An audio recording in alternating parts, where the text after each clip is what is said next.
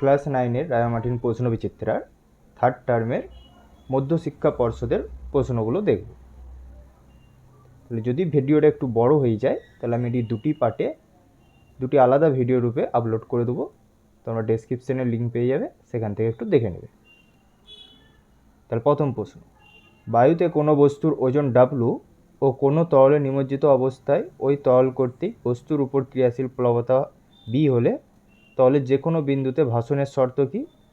প্লবতাটা হয় বেশি হতে হবে, নইলে বস্তুর ওজনে সমান হতে হবে, অপশন ডি। প্রদত্ত কোনটি লব্ধ রাশি? তাহলে ওজন হলো একটি লব্ধ রাশি। তারপরে এসআই পদ্ধতিতে ঘর্ষণ বলের একক কি?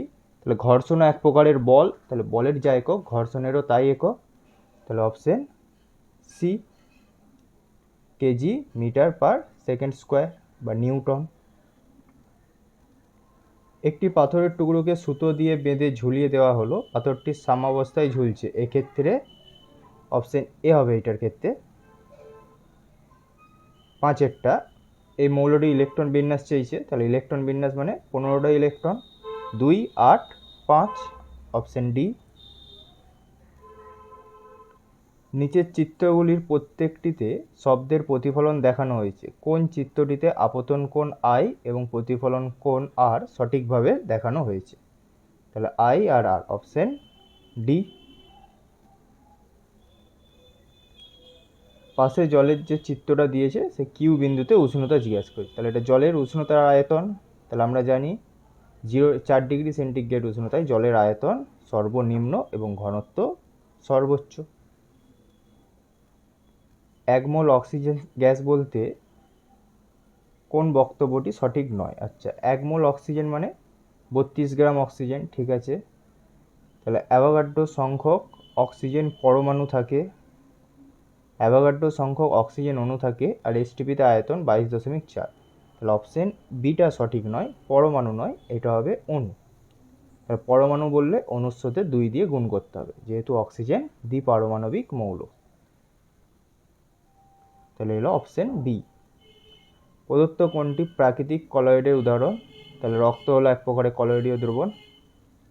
সোনার দোকানে কাজে ব্যবহৃত হয় নাইট্রিক অ্যাসিড। পরেরটা, প্রদত্ত কোনটি উভধর্মী অক্সাইডের উদাহরণ? তাহলে উভধর্মী অক্সাইড হচ্ছে অ্যালুমিনা মানে অ্যালুমিনিয়াম অক্সাইড, Al2O3। পেট্রোলিয়াম শোধনের সময় প্রধানত যে প্রক্রিয়া নেওয়া হয়, তাহলে আংশিক পাতন। জলে দ্রবীভূত আর্সেনিক যৌগ যে পদ্ধতিতে দূর করা যেতে পারে সেইটা হলো সহ অধক্ষেপণ, অপশন ডি। এবার গ্রুপ বি এর প্রশ্নগুলো দেখে না। তাহলে 2-1 প্রশ্নটা, পুকুরের জলে ভেসে থাকা অপেক্ষা সমুদ্রের জলে ভেসে থাকা অনেক সহজ কেন? কারণ হচ্ছে সমুদ্রের জলে লবণ মিশে থাকে, সেই জন্য পৃষ্ঠটান কী হয়? বেশি হয়।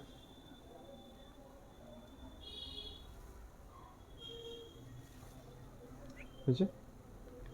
পরেরটা অথবাটা, স্থির ঠান্ডা জলে ছোট এক টুকরো কর্পূর সাবধানে ছেড়ে দিলে কর্পূরের টুকরোটি জলের তলের উপরে ছুটতে থাকে কেন? এটা তোমাদের বইয়েও তোমরা পেয়ে যাবে, তাও আমি আমার কাছে যে সহায়িকাটা আছে সেখান থেকে একবার দেখিয়ে দিচ্ছি। যদি এই প্রশ্নটি তোমাদের 2 বা 3 নম্বরের বড় প্রশ্ন আছে তাহলে তোমরা চেষ্টা করবে পুরোটাই লেখার। যেহেতু এখানে 1 নম্বরের শর্ট প্রশ্ন, সেহেতু তোমরা শুধুমাত্র লিখবে পৃষ্ঠটানের পার্থক্যের জন্য এলোমেলোভাবে ছোটাছুটি করে।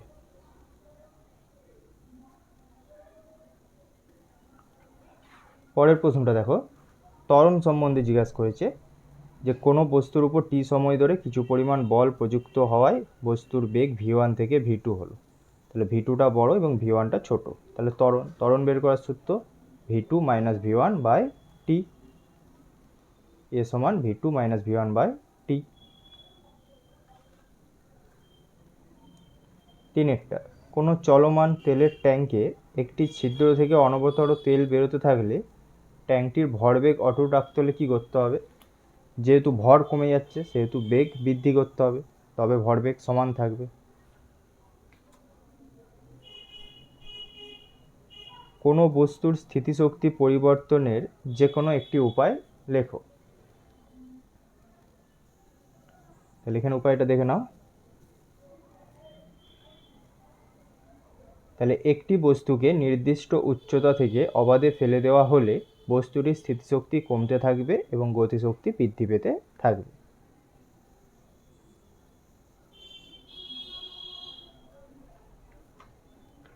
সূর্যের চারিদিকে পৃথিবীর একটি পূর্ণ প্রদক্ষিণে কৃতকার্য কত হবে? কৃতকার্য হবে 0, যেহেতু সরণ 0 হয়ে যাবে।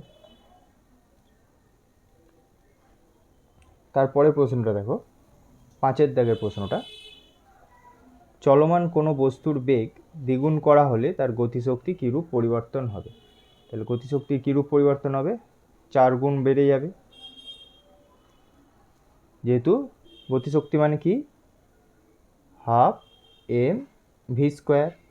যদি বেগটা আমাদের দ্বিগুণ করে দেওয়া হয় তাহলে 2v এর স্কোয়ার হবে, সেই জন্য 4 গুণ বেড়ে যাবে। প্রদত্ত তথ্যগুলিতে ভুলটি ঠিক সঠিক করতে বলেছে। তাহলে স্টেথোস্কোপের শব্দের যে ধর্মকে কাজে লাগানো হয় তা হলো অনুরণ, মিথ্যা হবে এটা। তাহলে এটা কোনটা হবে? প্রতিফলন, শব্দের প্রতিফলনকে কাজে লাগানো হয়। অমিল শব্দটি খুঁজো। প্রাবল্য, তীব্রতা, তীক্ষ্ণতা, গুণ আর জাতি। তাহলে এর মধ্যে অমিল হচ্ছে তীব্রতা, তীব্রতাটা হবে অপশন সঠিক। 0 ডিগ্রি সেন্টিগ্রেড উষ্ণতার এক খণ্ড বরফের পারিপার্শ্বিক উষ্ণতা 0 ডিগ্রি সেন্টিগ্রেড হলে বরফটি গলতে পারে না কেন? তাহলে কারণ লিনতাপটা পাচ্ছে না, সেই জন্য। কারণ বরফ ও পরিবেশের উষ্ণতা সমান হয়, প্রতি গ্রাম বরফ গলনের জন্য প্রয়োজনীয় 80 ক্যালোরি তাপ পাওয়া যাবে না বা পাবে না, এটি হচ্ছে কারণ। ক্যালোরিমিতির মূলনীতিটি লেখো। তাহলে ক্যালোরিমিতির মূলনীতি এখান থেকে এতটা, ভিন্ন উষ্ণতায় থাকা এখান থেকে এইটা। এই গাণিতিক রূপটাও মনে রাখবে, এখান থেকে অনেক অঙ্ক আসে, তাহলে এই গাণিতিক রূপটা মনে রাখবে। একটা বস্তু তাপ বর্জন করবে আর একটা বস্তু তাপ গ্রহণ করবে।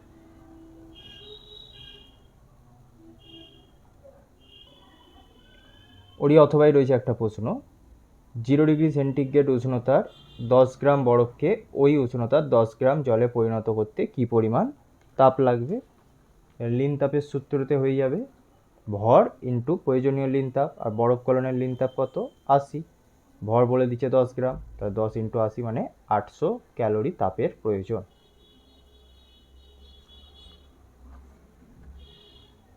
কোনো বস্তুর ওজন 0.25 কিলোগ্রাম ভার হলে তার ভর কত হবে? তার ভর কত হবে? 0.25 হবে। তাও নিয়মে যদি যেতে হয় একবার দেখে নাও। যেহেতু ওজন মানে আমরা কি জানি? ভর ইন্টু অভিকর্ষজ ত্বরণ, আর ওজনের মান বলে দিয়েছে 0.25 ইন্টু 9.8। বুঝতে পারলাম কথাটা? তাহলে ভর মানে দাঁড়াচ্ছে যেটা আমাদের ওজন বলেছে সেইটাই।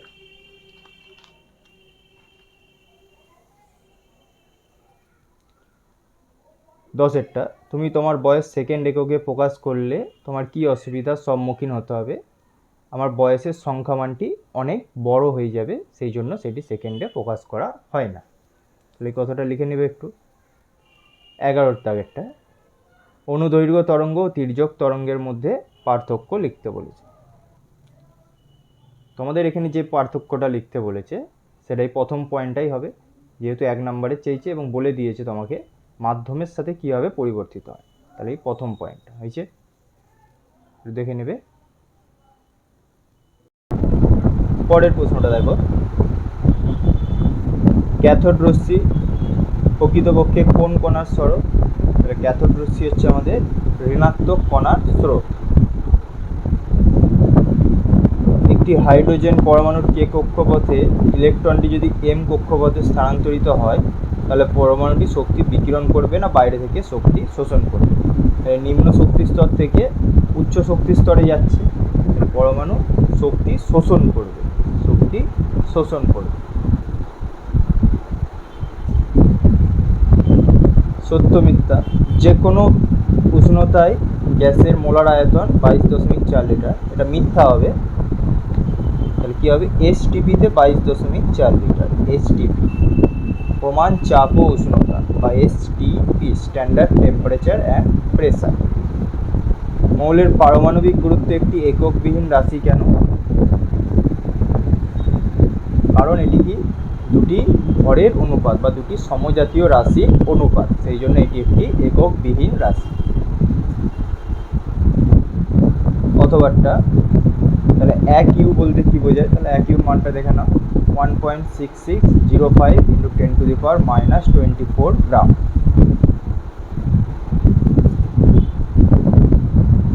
স্থির উষ্ণতায় চাপ বাড়লে জলে কার্বন ডাইঅক্সাইডের দ্রাব্যতা কীভাবে পরিবর্তিত হয়? তাহলে চাপ বাড়লে দ্রাব্যতা বৃদ্ধি পাবে, চাপ বাড়লে দ্রাব্যতা বৃদ্ধি পাবে।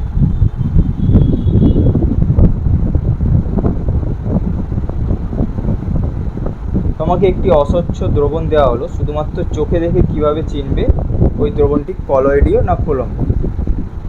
তাহলে দ্রবণ দুটিকে যদি রেখে দেওয়া হয় কিছুক্ষণ, তাহলে দেখব যে প্রলম্বন দ্রবণ যেটি হবে তার দ্রাবের কণাগুলি অভিকর্ষের প্রভাবে নিচে থিতিয়ে পড়বে, কিন্তু কলয়েডীয় দ্রবণের ক্ষেত্রে সেটা ঘটবে না।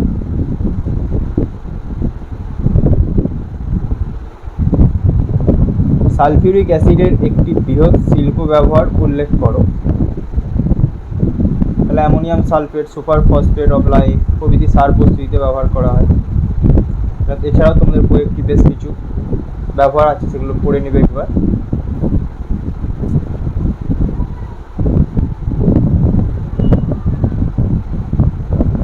অথবা চাষের জমিতে কখনো কখনো চুন দেওয়া হয় কেন? জমির অম্লত্ব পরিমাণ যদি বৃদ্ধি পেয়ে যায় তা প্রশমিত করতে ক্ষার জাতীয় পদার্থ চুন মেশানো হয়ে থাকে। অম্লত্ব কমানোর জন্য চুন মেশানো হয়। পরের প্রশ্নটা দেখো, যে বর্ণহীন জলীয় দ্রবণের pH 10, সেটিতে 1 ফোঁটা মিথাইল অরেঞ্জ দিলে তার কি হবে? তাহলে জলীয় দ্রবণ 10 মানে দ্রবণটার প্রকৃতি হচ্ছে ক্ষারীয়, আর ক্ষারীয় দ্রবণে মিথাইল অরেঞ্জের বর্ণ হচ্ছে হলুদ।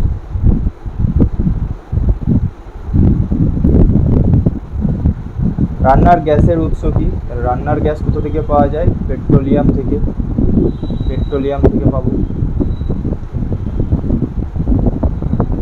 অথবাটা ক্লোরোফর্ম ও জলের মিশ্রণকে পিওজি ফানেলের সাহায্যে পৃথক করলে কোনটি ফানেলে পড়ে থাকবে? যেহেতু আমাদের জলের ঘনত্ব কম, তাহলে জলটি ফানেলে পড়ে থাকবে।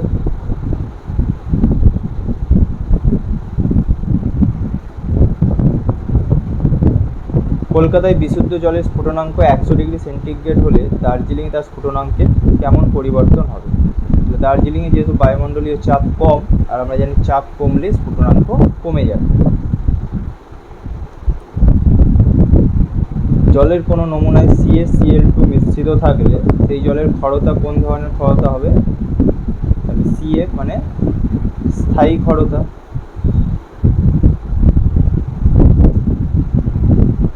জলে দ্রবীভূত অক্সিজেনের পরিমাণ হ্রাসের একটি কারণ উল্লেখ করো। তাহলে কী কারণে জল দূষণের ফলে?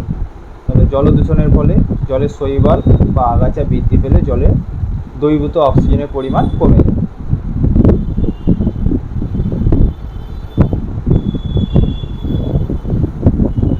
ভৌম জলে ফ্লোরাইডের আধিক্যের জন্য সৃষ্টি হয় এমন একটি শারীরিক রোগের নাম জিজ্ঞাসা করছে,